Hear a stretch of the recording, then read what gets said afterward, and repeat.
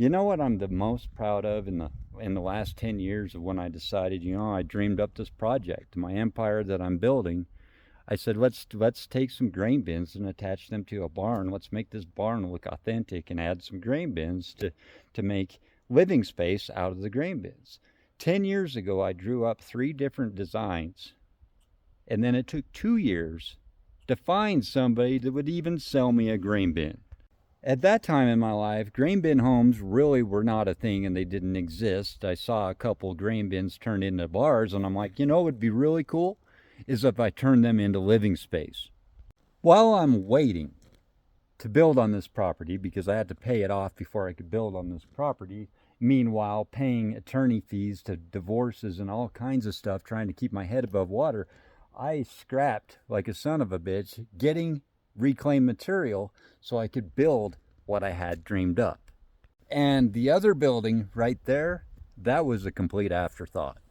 I said to myself, I do need a detached garage on the top of the hill, so I might as well build that first, live on the property, and then tackle this big son of a bitch. Mr. COVID threw a huge wrench into my game plan. Meanwhile, my property has gobbled up 7 different barns of reclaimed material. The way the nickname I've given this building is the Goblin, because it's gobbling up everything.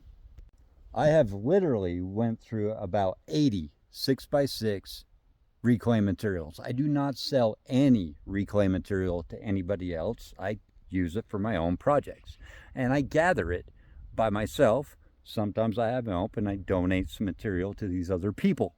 I try to do as much as possible without buying anything. This right here is a roof I took off a house that was getting torn down. I don't like the color at all, but I've been taking all of this, the corner trims and everything, and I've been reversing it into roof flashing. Throw that into that, making it that, trimming off that with this,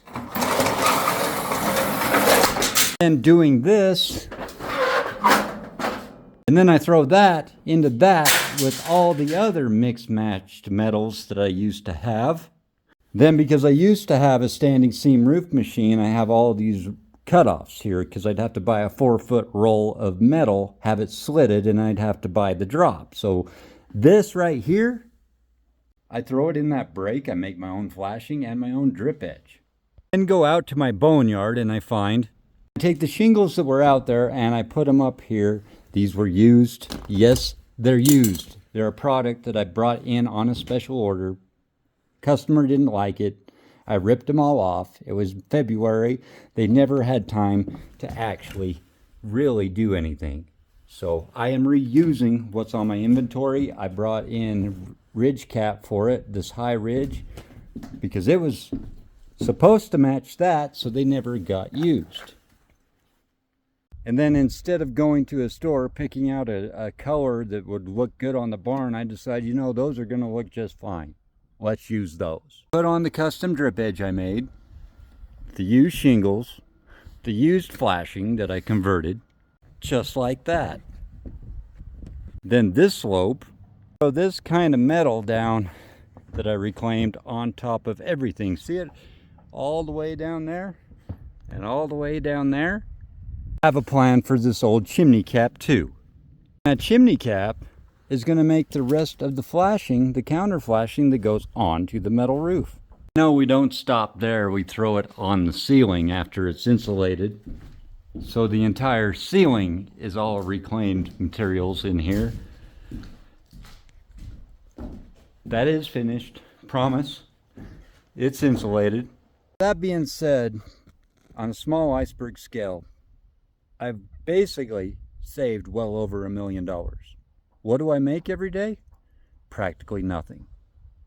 Now, if you bought all that material, you hired somebody to put that all down for you, you are looking around $50,000 for that roof alone.